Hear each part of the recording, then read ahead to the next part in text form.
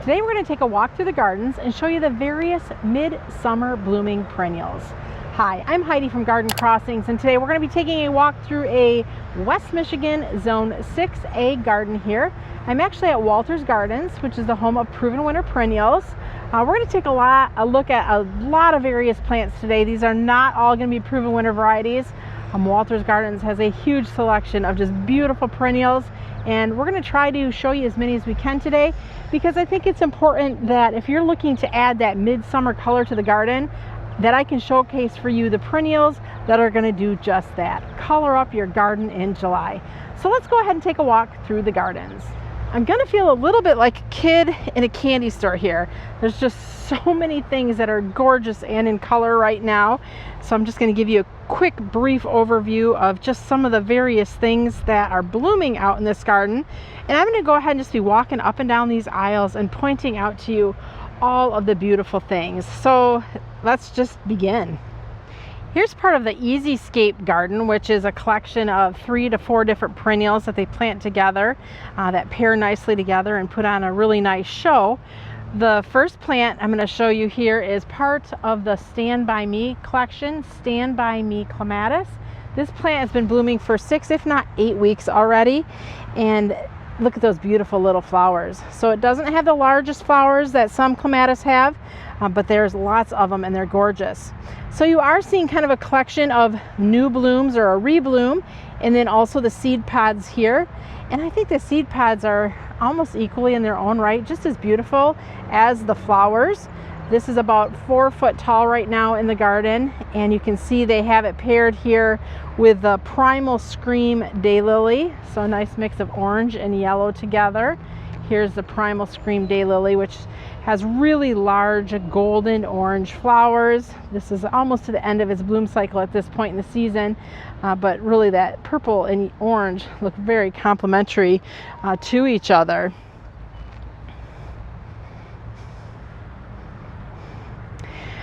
Russian sage. This is the denim and lace Russian sage. Denim and lace is a pollinator plant. Right now we can see there's bumblebees and honeybees just really enjoying it.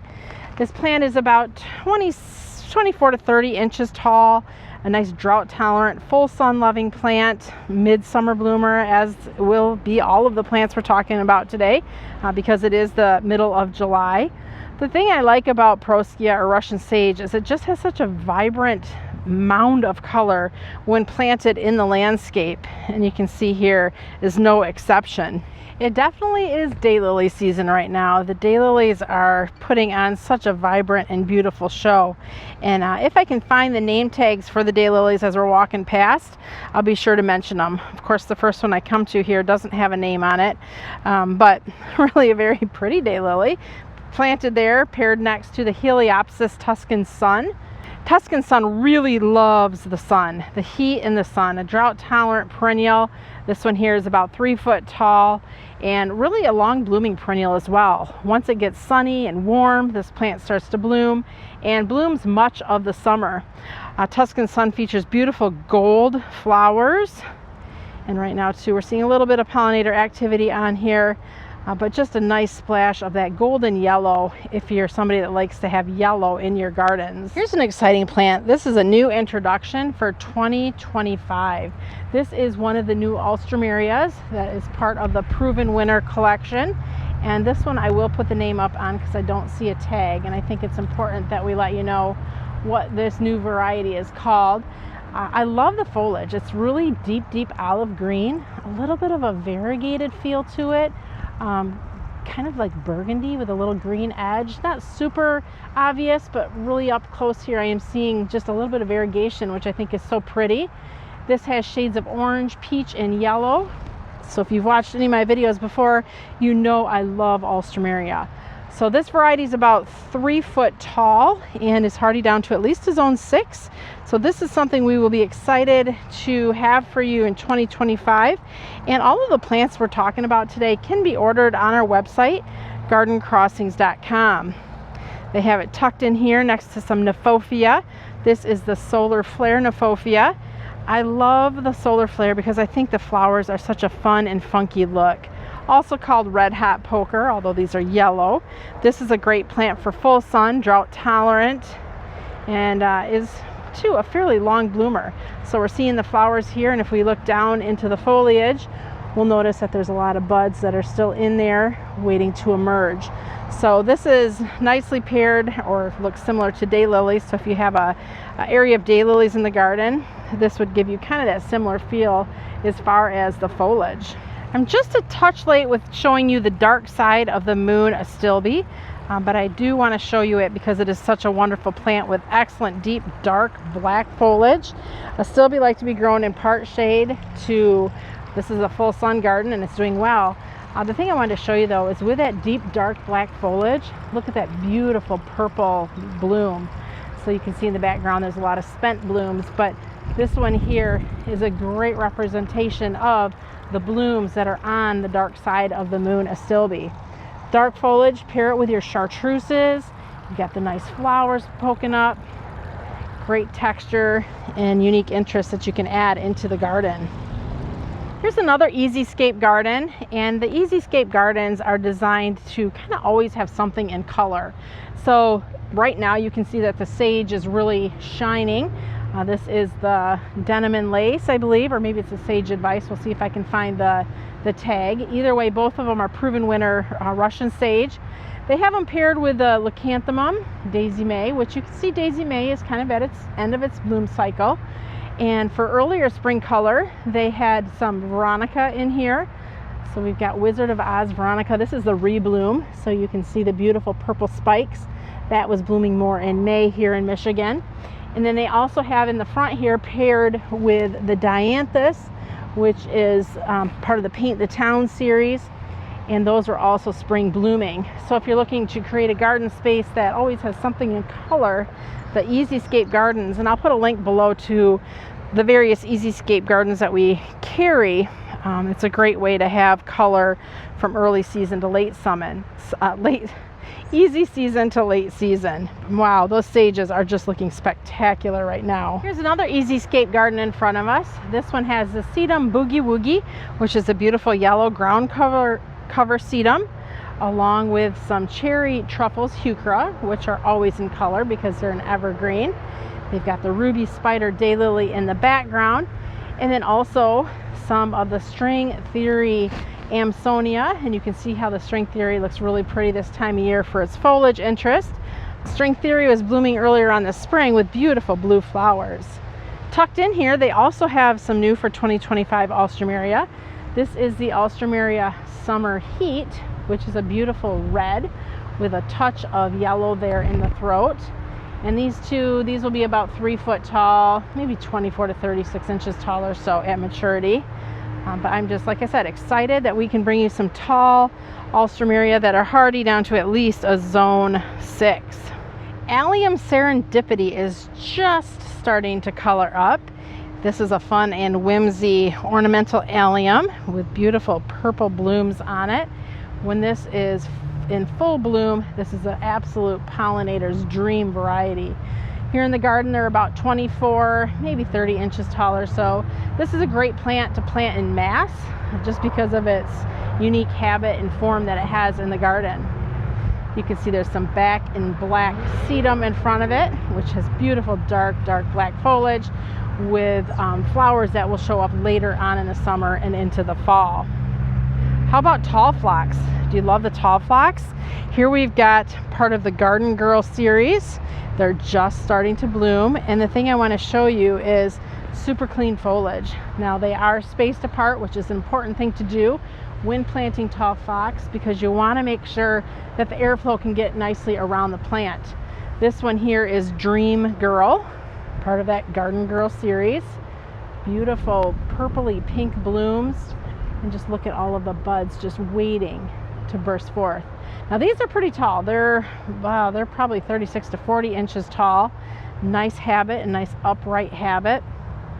So I like to use tall phlox kind of more towards the back of the border, because I think they just, I don't know, especially when they're blooming, they just have such a big, bold presence in the garden. There's gonna be a lot of fun things to talk about as we walk down this aisle. Look at all the beautiful, bold, bright colors.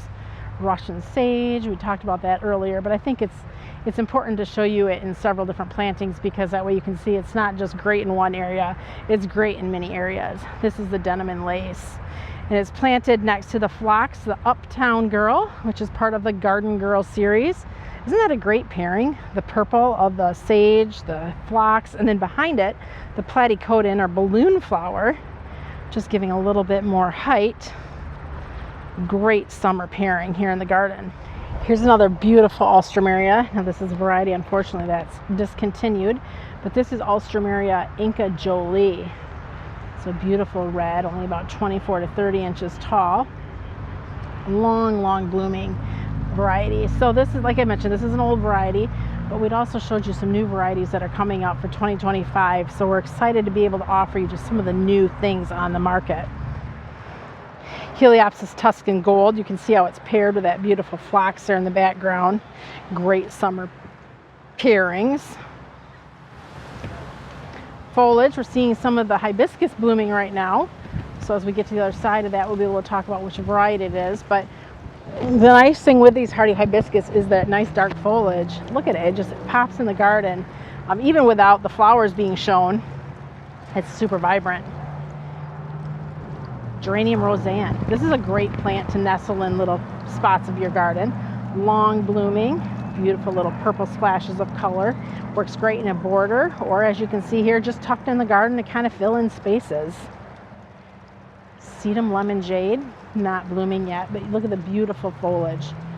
Fantastic foliage, especially up against the black there of that hibiscus. Astilbe, this is called Purple Candles. I love Astilbe, especially in my part shade garden. This here is in full sun, but Purple Candles is really just a nice dancing in the breeze variety. Here's a pretty daylily. I'm not seeing the tag on it right now. Just a really nice bright white. So daylilies would be a summer blooming variety. And as you can see, there's a lot of daylilies that we're walking past here in the garden. I'm going to show you across the aisle. Look at those beautiful daylily beds. We're going to do a separate video on those, so stay tuned for that. Nephofia, red hot pokers. I love Nephofia. This one here is either solar flare or backflash. Ooh, I'm gonna check myself and put it up on the screen. Beautiful lemon yellow. Nice upright habit. Butterfly bush, that's always a great plant to plant for midsummer color. Seeing more of the Nephofia, some more daylilies, butterfly bush, more of that Heliopsis. You can see just, you know, what they love to use in this garden to give it its midsummer color. Inca Ice, discontinued but still gorgeous. Oh, there we go. Beautiful hardy hibiscus in the background there. I believe that one is airbrush effect. Really large blooms. So that's something to keep note of as well. If we're seeing any of the hardy hibiscus blooming, the ones that are blooming right now are going to be earlier to bloom varieties.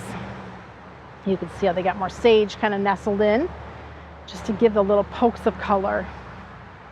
Agapanthus over there, the white. White is always great in the garden. I just love how it dances in the breeze. Red pop, Achillea. Look at that, beautiful red, clean flowers, really gorgeous. Here the garden's bringing us back to more of that Geranium Roseanne. I mentioned how it's long blooming and how it's just a nice little filler in the garden. It's kind of a nice airy feel. If your Roseanne ever stops blooming, just give it a light trim and it'll be back at it again. Some Liatris. Those are great for pollinators. The nice upright flower spikes look like little purple candles, even though that's not its name, but it looks like little purple candles here in the garden. There is some big bumblebees out here today, so it's so fun to watch how these pollinators are just really taking in the beauty of the garden. South Seas Daylily. More of the tall phlox. Let's see if we can get the name when we flip over to the other side. Angel Eyes Hibiscus. Look at this. Beautiful, bright white blooms. This is a tall one. This one is 5.5, almost 6 foot tall by about that same width. So this is a big hardy hibiscus. Leucanthemum is also a nice summer bloomer. Here we've got the Daisy May with some beautiful cone flowers in the back.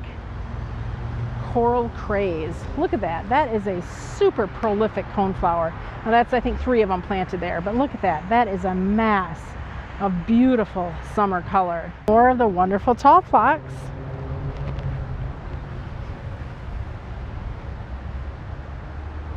Don't have a name on this particular one, but it's a beautiful kind of a pinkish with a little bit of lavender color going on. So much color right now in the gardens and so much to talk about. But for today, I hope this gives you some idea of what you can plant in your garden if you're looking to have some midsummer interest. Thanks for watching. I'm Heidi from Garden Crossings.